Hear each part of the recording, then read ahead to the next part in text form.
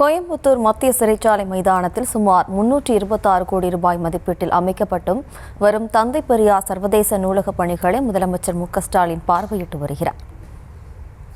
இதுகுறித்தான கூடுதல் விவரங்களோடு இணைகிறார் நமது செய்தியாளர் அருண். வணக்கம் அருண், விவரம்.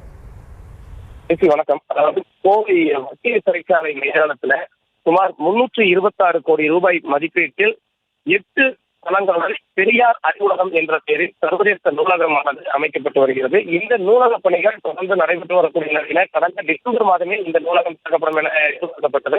அதைத் தொடர்ந்து ஜனவரி மாதம் இந்த நூலகம் திறக்கப்படும் என்று அறிவிக்கப்பட்டிருந்த நேரத்தில் இதன் பணிகள் சற்று தாமதமாகி கொண்டிருக்கிறது. இந்த நிலையில்தான் பல்வேறு நிகழ்ச்சிகளில் பங்கேற்பதற்காக முதலமைச்சர் மு.க.ஸ்டாலின் இன்றைய தினம் கோவை வந்திருக்கிறார். குறிப்பாக இன்று மாலை கோவை எல்&டி புறவழிச்சாலை நீலாம்பூர் பகுதியில் மேற்கு மண்டல திமுக பாக முகவர்கள் கூட்டத்தில் அவர் பங்கேற்கிறார். அந்த மாநாட்டில் பங்கேற்பதற்காக அவர் வந்த நிலையில் தற்போது இந்த நூலகத்தை அவர் நேரில் பார்வையிட்டு ஆய்வு செய்து வருகிறார். இந்த பணிகள் கிட்டத்தட்ட 90% அளவிற்கு பணிகள் நிறைவடைந்திருக்கிறது. இந்த பணிகள் நிறைவடைந்து அடுத்த கட்டமாக இனி திறப்பு விழாவிற்காகத்தான் இந்த நூலக கட்டிடமானது காத்திருக்கிறது என்று சொல்லலாம். இந்த நிலையில் தற்பொழுது அமைச்சர்கள் ஏவா வேலு, முன்னாள் அமைச்சர் செந்தில் பாலாஜி உள்ளிட்டோர் இந்த பகுதியில் இருக்கிறார்கள். அவர்கள் உடன்தான் சென்று முதலமைச்சர் தற்போது இந்த நூலகத்தை பார்வையிட்டு வருகிறார்.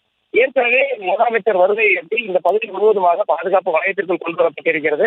விதிவிலக்கள் யாருக்கும் உள்ளே செல்வதற்கான அனுமதி வழங்கப்படவில்லை. கட்சியினருக்கு கூட உள்ளே செல்வதற்கான அனுமதி என்பது மறுக்கப்பட்டிருக்கிறது. குறிப்பாக பத்திரிகையாளர்கள் இந்த முதலமைச்சர் ஆய்வு என்பதற்கு உள்ளே நுழையக்கூடாது என்ற அடிப்படையில் பத்திரிகையாளர்கள் வெளியேதான் காத்திருக்கிறார்கள். தற்பொழுது முதலமைச்சர் இங்கு வந்து ஒரு 5 நிமிடத்திற்கு மேலாக ஆய்வு செய்து வருகிறார். முதலமைச்சர் வரும் வழியில் அவருக்கு இந்த வளாகத்தில் வைத்து காவல்துறையினரின் அணிவகுப்பு மரியாதை என்பது வழங்கப்பட்டது. அணிவகுப்பு மரியாதையை ஏற்றுக்கொண்ட முதலமைச்சர் தற்பொழுது இந்த கட்டிடத்தில் அந்த பணிகள் எந்த அளவுக்கு பணிகள் நிறைவடைந்திருக்கிறது, மேலும் என்னென்ன பணிகள் செய்யப்பட இருக்கிறது என்பது குறித்த ஆய்வு மேற்கொண்டு மேலும் என்னென்ன விதமான பணிகளை செய்ய வேண்டும் என்ற ஆலோசனைகளையும் தற்பொழுது அதிகாரிகளுக்கு வழங்கி வருகிறார். அதே வேளையில் இங்கு என்னென்ன மாதிரியான புத்தகங்கள் இடம்பெற்றிருக்கிறது, என்னென்ன வகையிலான ஏற்பாடுகள் செய்யப்பட்டிருக்கிறது, வரக்கூடிய வாசிப்பாளர்களுக்கும் அதே போன்று பொதுமக்களுக்கும் எந்த மாதிரியான ஏற்பாடுகள் செய்யப்படுகிறது என்பது குறித்த விவரங்களை அனைத்தையும் முதலமைச்சர் தற்போது கேட்டு வருகிறார்.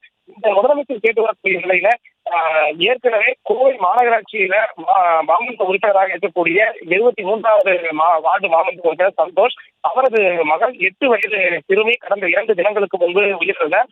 அவர் ஏற்கனவே கீழே இருந்து வண்டியில் அடிபட்டு அவரது மோடிச்சாவு அடைந்த நிலையில 2 தினங்களுக்கு முன்பு அவர் தனியார் மருத்துவமனையில் உயிரிழந்தார். உயிரிழந்த அவரது உடல் உறுப்புகள் 7 பேருக்கு தானமாக வழங்கப்பட்டது. இந்த நிலையில அவரது இல்லத்திற்கு நேரில் சென்று ஆரப்புறம் பகுதியில் இருக்கக்கூடிய அவரது இல்லத்திற்கு நேரில் சென்ற முதலமைச்சர் அவரது குடும்பத்தினரையும் சந்தித்து ஆறுதல் தெரிவித்து விட்டுதான் தற்பொழுது இந்த இடத்திற்கு வந்திருக்கிறார்.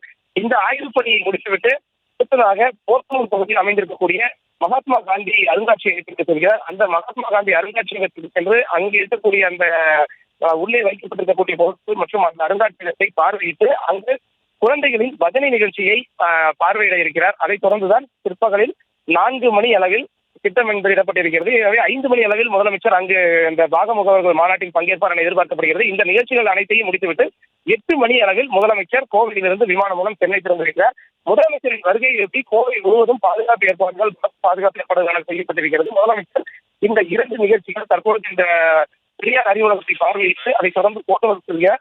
அதைத் தொடர்ந்து அவர் லீமெரிடின் விட்டு நீலாம்பூருக்கு செல்கிறார். அந்த பகுதி முழுவதுமாக ரெட் ஜோனாக அறிவிக்கப்பட்டு அங்கும் பாதுகாப்பு என்பது தீவிரப்படுத்தப்பட்டிருக்கிறது. விவரங்களுக்கு நன்றி அருண்.